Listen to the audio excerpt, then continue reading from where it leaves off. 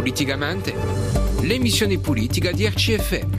Salut à toutes et à tutti, bienvenue dans Politicamente, votre rendez-vous du mardi. Nous recevons aujourd'hui le leader et coprésident du groupe d'opposition Sauf You Know à l'Assemblée de Corse. Au lendemain d'une session chargée, nous le verrons. Jean-Martin Mondologne est en direct dans nos studios. Bonjour à vous, merci d'être avec nous. Bonjour, merci de votre invitation. La politique fait l'actualité, particulièrement en cette fin d'année et fin probable de gouvernement Barnier. Hier à l'Assemblée nationale, le Premier ministre a dégainé le 49.3 avant l'examen du PLFSS. Réaction immédiate du NFP, du RN avec le dépôt de motions de censure, projections et conséquences. On en parle, mais bien sûr la politique régionale est au menu ce midi. Au lendemain, on le disait, d'une session bien remplie, révision et bilan du PADUC, avenir des infrastructures de transport ou encore des odorites, et fonctionnement même de l'institution. Politicamente, si bien. Politicamente, Hélène Batti. Le gouvernement pourrait être censuré demain, ce mercredi. Jean-Martin Mondologne, le dépôt de motion de censure était attendu. C'est tombé tôt. La dernière fois, c'était en 62. Avant tout, votre sentiment sur cette instabilité nationale alors que le contexte international l'est tout autant? C'est un sentiment de préoccupation. D'abord, vous dites... le gouvernement pourrait tomber. Et non, le gouvernement, demain soir, va tomber. La question n'est plus celle-là désormais, la question c'est l'après. Et dans les différents scénarios auxquels peut s'adosser l'après, aucun de ces scénarios n'est de nature à pouvoir entraîner l'optimisme. On est sur le moindre mal. Je crois qu'on est dans une période d'instabilité chronique qui sonne, à mon avis... comme une crise de régime, puisque dans tous les cas de figure, on va probablement vers une dissolution. Si les Français n'arrivent pas à dégager une majorité claire... Oui, personne ne se projette au-delà de l'été. Oui. On peut considérer que le président de la République, fort de sa légitimité, ira au bout de son mandat, et dans ces cas-là, on est vers une crise durable. Donc, aussi bien du point de vue des préoccupations quotidiennes des gens qui souffrent, que du point de vue aux antipodes des marchés, mais qui conditionnent aussi la vie des gens qui souffrent, il n'y a pas lieu de se réjouir de cette situation de crise qui n'est pas... Vous dites la suite, c'est le moindre mal. Conjoncturelle, mais structurelle. Est-ce que la droite, est-ce que les LR, qu'on a placés là, finalement, malgré leurs résultats aux législatives, n'avaient pas intérêt à ce que ça s'arrête ? Écoutez, à ce niveau de préoccupation... la question est moins de savoir où se situe la droite et les Républicains que de savoir si le fonctionnement de la Ve République permet aujourd'hui de garantir, du point de vue institutionnel, une stabilité dont la France a besoin. Ma famille politique entend y participer. Je crois qu'il a été responsable de tenter ce qui devait l'être durant l'été. Je crois que Michel Barnier a à la fois la carrure, l'expérience... et les dispositions d'esprit pour faire cette jonction, mais à la fois le peuple et indirectement leurs représentants veulent lui ôter cette chance. Qu'est-ce qu'il peut dire encore ce soir aux Français qui vont l'écouter ? Alors, c'est pas tant aux Français qu'il faut qu'ils s'adressent ce soir. C'est ce qu'il va faire pourtant. Oui, mais il ne peut que décrire de façon réaliste, hélas, et de façon lucide, les conditions, ce qu'on appelle les conditions de l'après, et les mois, alors gouvernement technique, gouvernement démissionnaire ou nouveau gouvernement, rien de tout cela n'est de nature à, je dirais, stabiliser le gouvernement qui doit prendre des décisions. Les Français qui l'écouteront ce soir doivent être sensibilisés au fait que rien n'est pire que la situation actuelle. Et après, les Français doivent choisir. Ils doivent choisir au mois de juin très probablement une majorité de gauche ou une majorité de centre droit, ou alors se pencher avant vers cela, il faudra trouver un Premier ministre. Et il y a 6 mois. Il appartient au président. Mon petit doigt me dit qu'il a eu quelques mois pour réfléchir et qu'on ne va pas traverser la séquence de cet été et qu'il a vocation à nommer rapidement un Premier ministre. Mais la question n'est pas le qui.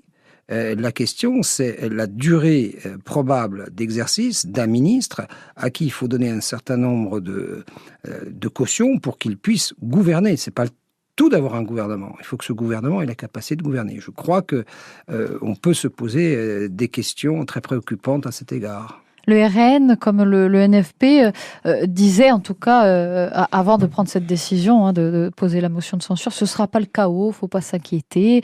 On pourrait se retrouver avec le budget de l'année dernière, c'est ce qui devrait se passer d'ailleurs avec une loi spéciale. Ça aura une influence sur la sécurité sociale, sur nos impôts aussi, sur certaines mesures propres à la Corse également. Je pense à la fameuse dotation de continuité territoriale. On aura les 40 millions de l'an dernier. Ça suffit. D'abord, le RN et le NFP n'ont jamais exercé le pouvoir très directement, donc leur vocation est de minorer évidemment le sujet pour provoquer rapidement la démission. Il y a les socialistes quand même, dont il ne faut pas occulter la part de responsabilité. Oui, mais on les entend peu. Je crois qu'on entend beaucoup Jean-Luc Mélenchon et Marine Le Pen, qui sont quand même pourtant déterminants. Le nez rivé et les yeux totalement guidés vers une élection présidentielle anticipée. Et je ne crois pas qu'ils soient guidés par l'intérêt, en tout cas uniquement guidés par l'intérêt général. Il faut que les gens qui nous écoutent comprennent que ce ne pourra pas être sans conséquence. Ouais, si tu as la continuité territoriale, mais il faut, je pense, à cette heure aux maires des petites et moyennes communes qui seront impactées. Je pense évidemment à la collectivité dont les finances seront impactées. Si les finances de la collectivité sont impactées de façon indirecte, l'aide aux communes pourrait l'être. La difficulté pour les maires en ce moment de constituer un budget, tout simplement. Les strictes qui les attendaient, ils les évitent. Oui, mais en même temps on leur évite ça, on les met dans une situation où ils sont obligés de construire en ce moment un budget dont ils ne connaissent pas les masses. Alors, outre le souci d'insincérité, en gros, je pense qu'un décideur aujourd'hui, il préfère savoir où il va, même si le chemin est ardu, plus que de ne pas savoir vers où il se dirige. Et je crois que beaucoup sont dans cette situation, et cette situation est anxiogène. Et je veux rappeler, même si ça peut paraître ésotérique, que les marchés fonctionnent sur la confiance. Et quand la confiance disparaît, on a les balbutiements d'un effondrement généralisé. Et c'est pas vouloir faire peur ou dresser un épouvantail que de le rappeler. On va reparler justement de ce besoin de perspective, peut-être au niveau régional, mais avant cela, l'actualité chez nous aussi, ce sont ces palettes en feu encore devant les lycées ce matin, des perturbations dans le vôtre, le lycée de Montezo. La jeunesse décolère difficilement, malgré les appels au calme, jusqu'au cardinal Boustillon, on a pu le voir sur les réseaux sociaux, qui doit craindre pour la visite papale, vous aussi ?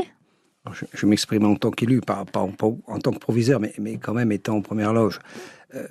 Beaucoup d'amalgames sont faits. D'abord, vous, les médias, vous avez tendance à parler avec un article défini qui dit « la jeunesse ». Non, c'est une jeunesse qu'il s'agirait bien de quantifier. Et si vous avez l'occasion de vous rendre devant les établissements, vous apercevrez qu'en réalité, sont concernés ou sont impliqués.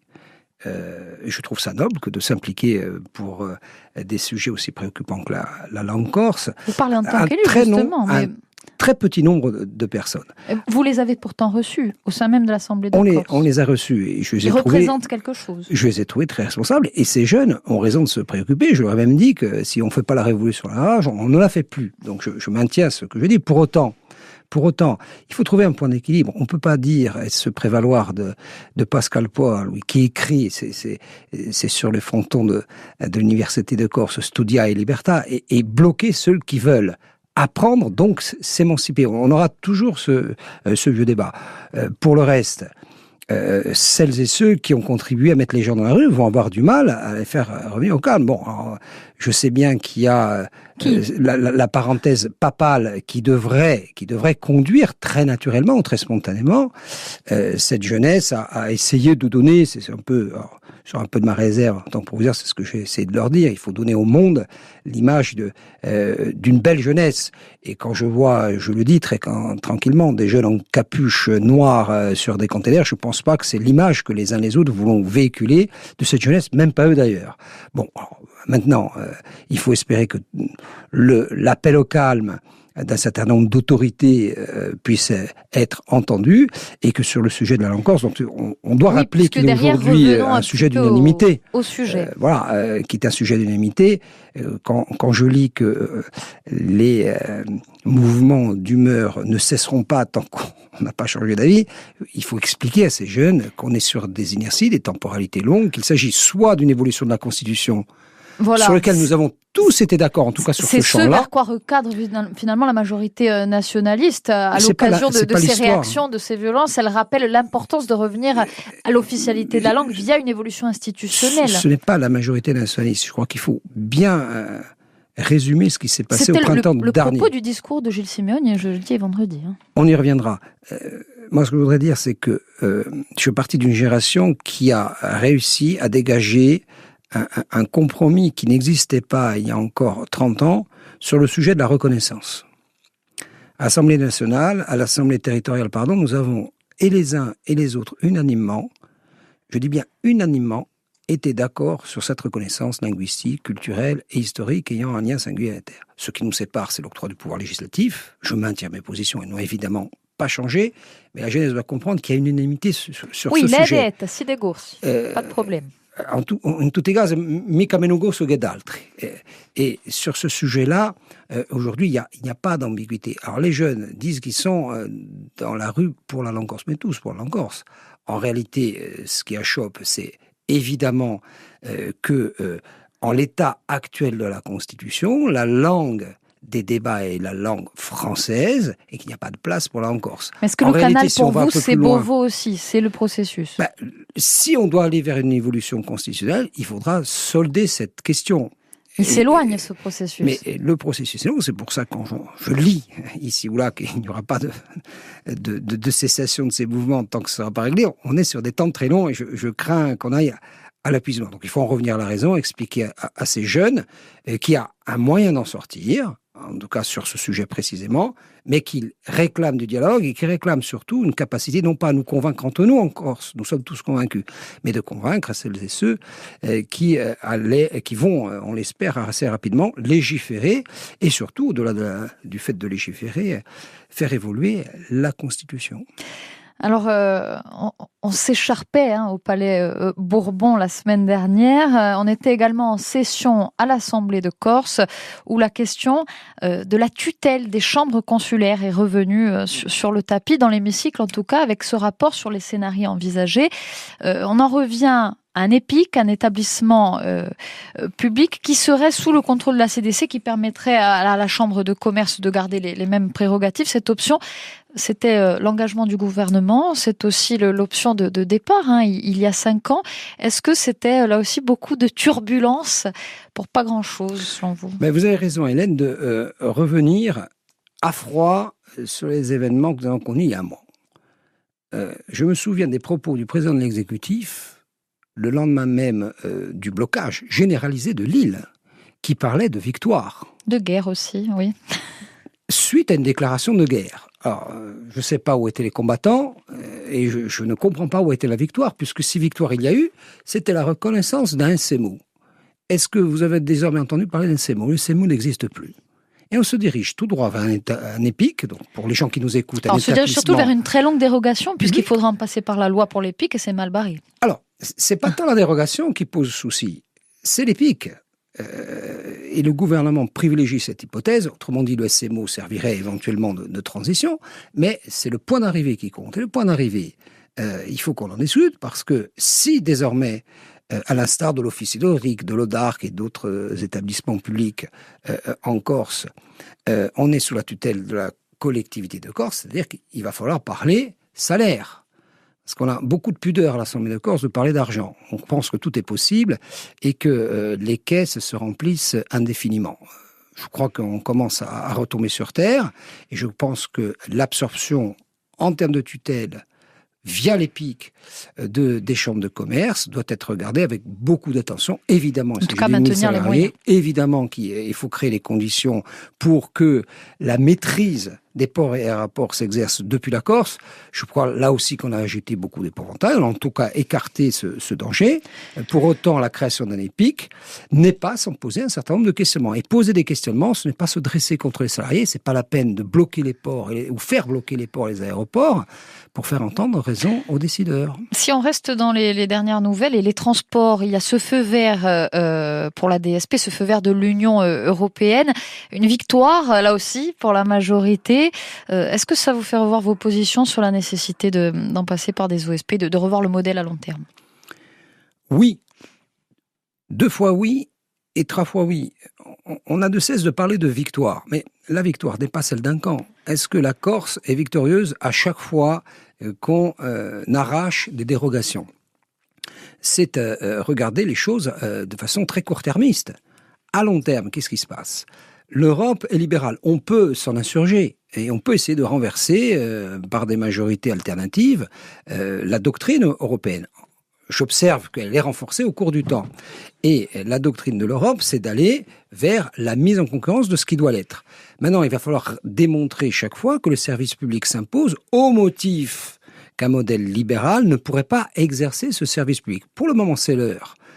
Pour l'heure, pardon, c'est le cas. Et je dirais que nous sommes en situation d'exercer un service public via une délégation de service public. Il ne faut surtout pas abandonner, notamment dans l'aérien, l'idée qu'il faut bâtir aussi un plan B sur la base d'un modèle alternatif type OSP compensé pour pouvoir réagir le jour où l'Europe va arrêter de déroger et va dire voilà la ligne directrice et voilà le chemin que je vous demande d'emprunter.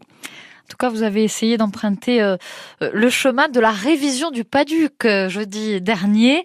Un chemin tortueux, il a mis du temps. L'analyse globale du document, sa révision a été actée, révision partielle. Vous la vouliez totale. Ça servira à rien, toujours, selon vous? Écoutez, d'abord, une explication de texte en associant nos voix à celle de la majorité. On n'a pas validé l'ancien PADUC. Nous n'avons jamais été ni de près ni de loin associés à la naissance et à l'élaboration de ce document. Voilà. Première mise au point. Deuxième mise au point. J'ai eu à revivre à l'Assemblée de Corse des moments difficiles qui rétrospectivement m'ont rappelé la façon dont la majorité actuelle à l'époque de l'opposition essayait de scinder les choses en 2 camps. Alors d'un côté, les protectionnistes, les gardiens du temple, ceux qui veulent conserver la terre de leurs ancêtres, et puis il y aurait de l'autre côté les méchants spéculateurs qui veulent vendre mais vous l'avez dit, vous n'avez pas vécu les événements de la même manière. Mais je n'ai pas vécu du tout les événements de la même manière, et je n'entends pas que mes collègues et moi-même soyons associés à des spéculateurs qui seraient désintéressés par le souci de préserver. Je crois que les uns les autres, nous avons vocation à trouver un modèle d'équilibre entre le développement nécessaire et la préservation de ce qui doit être préservé. Mais vous ne voulez pas beaucoup de règles empilées, pas de règles trop précises. Troisième mise au point. Il me semble que le PADUC doit répondre d'abord et essentiellement à ce que souhaitent les aménageurs. Qui sont les aménageurs de la Corse aujourd'hui? C'est pas les élus de l'Assemblée de Corse, ce sont les maires. Ce sont les maires. Et les maires, qu'est-ce qu'ils nous demandent? D'abord, ils sont inquiets sur la temporalité, les maires. Parce qu'en même temps, il faut répondre. Alors, M. Barnier, feu le Premier ministre ou presque, s'était engagé à donner un peu de souplesse à la loi ZAN.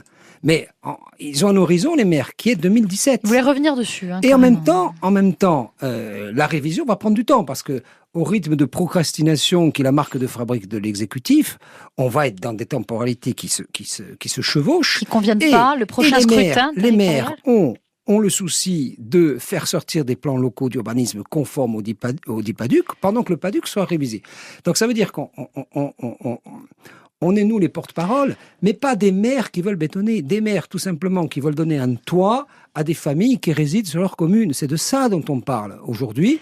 Et manifestement, nous n'avons pas été entendus. J'ajoute pour conclure que le PADUC est le document le plus illisible que l'Assemblée de Corse ait jamais produit, où on y mélange à peu près tout et n'importe quoi, en planifiant sur 40 ans, là où les États, les régions et les territoires les plus prospères ont du mal à projeter sur 5 ans. Je crois qu'il faut un document simple, lisible, et à la portée des maires qui sont des aménageurs. Vous avez voté à reculons. C'est jeudi et vendredi, vous n'avez pas chômé, puisque c'est aussi ce que vous avez fait concernant les eaux dorées. Un pas significatif pour leur avenir a été franchi. Les conseillers, avec vous, ont voté l'unanimité la création de cette société coopérative, la SKIC, en ne renouvelant pas à la SNEMO de Madame Moral la location en gérance dont elle bénéficiait. La région espère rendre ce bien commun au territoire.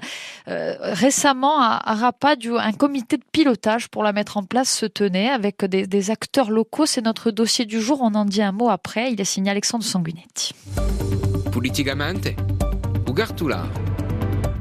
La SKIC, un modèle dont on a parlé notamment avec le Sporting Club de Bastia, une structure qui doit permettre de conserver la maîtrise publique de cet actif, nous disait Gilles Simeoni. C'est l'objectif clair de la forme juridique que nous privilégions. L'idée n'est pas d'être seulement dans la recherche d'un profit, il est de créer de la plus-value, et y compris du profit, mais d'affecter ce profit d'une part aux réserves de l'entreprise, c'est prévu par la loi, c'est-à-dire préparer les lendemains et notamment la modernisation de l'outil de production, et puis après, autour d'un projet de territoire, redistribuer les bénéfices au profit des acteurs du territoire. Un projet dont les attentes correspondent à la structure, explique Cyril Rodriguez, délégué à l'Union régionale des coopératives SCOP et SKIC, venu la présenter. On a vraiment cette vocation à, bien sûr, maintenir les emplois locaux, ça c'est une évidence de tout ce qui est principe coopératif, mais au-delà de ça, c'est avoir avec les salariés aussi une vraie stratégie de développement. Aujourd'hui, c'est une unité de production qui en a beaucoup sous le pied et qui pourrait faire beaucoup plus de choses, mais qui à un moment donné, qui est limité à une entreprise classique de distribution de dividendes plutôt que de préparer l'avenir. Des salariés qui, lors de la réunion, ont directement exprimé leurs craintes, en particulier sur le calendrier, comme nous le disait Paul Battesti, le maire de Nocario. On doute qu'elle perdure. C'est ce qui nous intéresse, c'est que les emplois soient maintenus. Le reste, on laisse faire, on sait qu'on n'aura pas grand-chose en retour, mais l'essentiel, c'est que les emplois perdurent et que la société perdure. Certains employés, ils ont quelques craintes, parce que maintenant, on avait une dame, elle était déjà dans l'activité, elle avait des débouchés, et les autres, je ne sais pas ce que ça peut donner. Un changement aussi pour les associations de la micro-région, une aventure collective où la CDC possédera 50% des droits de vote au conseil d'administration, le reste étant réparti entre les salariés, communes, associations, partenaires financiers, sans autres privés pour le moment, avec la garantie d'affecter donc 57% des profits aux réserves de l'entreprise. Jean-Martin Mondologne, on entend bien la prudence des élus, du maire de Nogario notamment. C'était aussi le sens des craintes exprimées par les salariés jusqu'au vote. Votre groupe s'est demandé si la CDC avait vocation à gérer une entreprise, mais a tout de même voté. Pourquoi ? D'abord parce que le maire de Nogario porte la voix du bon sens. De quoi il s'agit ? Il s'agit de faire en sorte que pour reprendre ses propos, entreprise perdure. Voilà, ça c'est le premier objectif. Deuxième objectif, c'était aussi de créer les conditions pour qu'on ne livre pas en pâture ce bel outil industriel à des appétits, sinon douteux, en tout cas peu conformes à ce qui doit être la gestion d'un outil public, parce que nous sommes propriétaires de la source. Ce qui nous a déterminé, c'est que ce modèle est un beau modèle d'abord, c'est un beau travail. On n'est pas là pour critiquer sans cesse le fait majoritaire lorsqu'il y a un travail de fond, y compris avec les salariés, avec les entreprises locales, avec les sous-traitants et évidemment avec les habitants et les maires de la micro-région. Je crois qu'il fallait y aller. Nous, on a juste une petite réserve de fonds. On est des libéraux. On considère que ce n'est pas la puissance publique de s'occuper de tout. Mais ce n'est pas sur ce dossier-là qu'il fallait, je dirais, nous dresser sur nos ergots sur l'intervention de la puissance publique. La puissance publique, mais quand les élus devront donner leur avis collégial sur des décisions commerciales, ça risque de ralentir un peu la réactivité. La difficulté, c'est quoi ? La difficulté, c'est qu'aujourd'hui, on a un modèle où le seul représentant de la collectivité et son président, un risque, je vais presque dire, d'hyper-présidentialisation de la fonction. C'est pas au président de l'exécutif de s'occuper de l'activité commerciale, et on veillera à ce que la direction commerciale, dans le tour de table, puisse trouver la liberté d'exercer ses missions au service d'un bel outil. Au rythme, c'est un très bel outil, c'est un effleurant de l'économie corse. On dégage des bénéfices substantiels. Le métier d'Oritz, c'est continuer à exercer sa mission au service d'une ou deux sources qui est reconnue à l'international, au service d'un beau projet local et au service d'un bien public. Alors vous avez dit à l'Assemblée finalement que la CDC ferait mieux de gérer son propre personnel. Peut-être vous êtes intervenu durant cette session là-dessus. On a parlé de la situation au niveau des syndicats. Est-ce que, comme Gilles Simeoni, vous pensez que le dialogue doit se poursuivre dans les instances paritaires, en 2 mots? C'est pas Gilles Simeoni qui le dit, ça c'est le droit. Il l'a dit aussi. Que le dialogue s'exerce dans les commissions paritaires, c'est bien la moindre des choses. Simplement, ce qu'on a pointé, c'est qu'il n'y a pas de capitaine dans cette collectivité. Aujourd'hui, les agents de cette collectivité sont en proie au doute, ils ne savent pas où ils vont, ils ne savent pas quel est le cap. Donc on parle de souffrance au travail, on passe de mal-être, on parle d'un taux excessif de congés maladie. Ça a 2 fonctions, les congés maladie. Il faut payer ceux qui travaillent, il faut payer ceux qui ne travaillent pas, et puis il faut remplacer et payer ceux qui les remplacent. Ça, c'est la fonction matérielle. Mais il y a une fonction évidente qui est psychologique et qui est un problème de démotivation où la collectivité devient, du point de vue de celles et ceux qui font et qui mettent en œuvre nos délibérations, un bateau ivre, sans capitaine, sans cap. Et il y a une vraie souffrance au travail à la collectivité, on doit l'entendre. Nous, on n'est pas les porte-parole d'un syndicat. Évidemment qu'un syndicat l'a pointé. Tous les syndicats l'ont pointé. Je veux corriger le propos qui fut le mien en limitant ça à l'expression d'un seul syndicat. Il y a une souffrance qui est relayée par l'ensemble des forces syndicales, qu'elles le soient dans les instances paritaires, c'est bien normal, mais vous comprenez bien que les élus qui votons des délibérations dont ils souhaitent que la mise en œuvre soit efficiente ont des raisons de s'inquiéter quant à la propension de ces agents en souffrance à les mettre en œuvre. Et vous le faites depuis longtemps, votre longévité au sein de l'institution terminera avec ça. C'est aussi ce qui a intéressé notre confrère Roger Antèche pour sa question rituelle. Politicamente, a domanda di Roger Antèche. Jean-Martin Mondoloni, bonjour. Vous êtes sur les bancs de la droite à l'Assemblée de Corse, l'un des conseillers les plus capés, celui qui, depuis le début des années 2000 et à l'exception de la période Jacobi, a traversé toutes les époques, celui enfin qui pratique le mandat unique. Mais est-ce vraiment votre choix ? Vous êtes aujourd'hui le chef de l'opposition de droite à Gilles Simeoni, et c'est sur cette position que porte ma question. PADUC, déchets, énergie, eau, évolution institutionnelle, on a le sentiment que l'Assemblée de Corse repasse les plats, tourne en rond. L'opiniâtre et éternel opposant que vous êtes n'a-t-il pas le sentiment de parler dans le vide, le sentiment d'une opposition finalement vaine ? C'est votre mot de la fin. C'est une bonne question. D'abord, dans la durée, je voudrais dire à Roger Antèche que le plus jeune d'entre nous n'est pas celui qui est né le plus tard, c'est celui qui vieillit le moins vite. Il y a des conseillers de l'Assemblée de Corse récemment élus qui, je trouve, très âgés dans leur façon d'être. Ça, c'est pour la boutade. Et oui, la vie politique, comme la vie tout court, mon cher Roger, est un éternel recommencement. Et oui, on repasse les plats. Et si on les repasse de plus en plus fréquemment, c'est à défaut de réponse. Et je pense que c'est ce qui éloigne beaucoup les électeurs de l'engagement public, ou l'impression, sinon d'inertie, parfois d'inutilité, et je ne renoncerai pas à repasser autant que mon souffle le permettra. Et vous serez de la prochaine aventure. Je ne renoncerai pas à être engagé, quelle que soit la forme, tant ma passion pour la vie publique en général, et évidemment l'Assemblée de Corse en particulier, reste intacte depuis tant d'années. A ringraziar Jean-Martin Mondoloni de ce stado nostro convidado politicamente à réécouter dès ce soir à 19h exceptionnellement en raison du derby prévu sur notre antenne. On se retrouve mardi prochain, même heure, même antenne.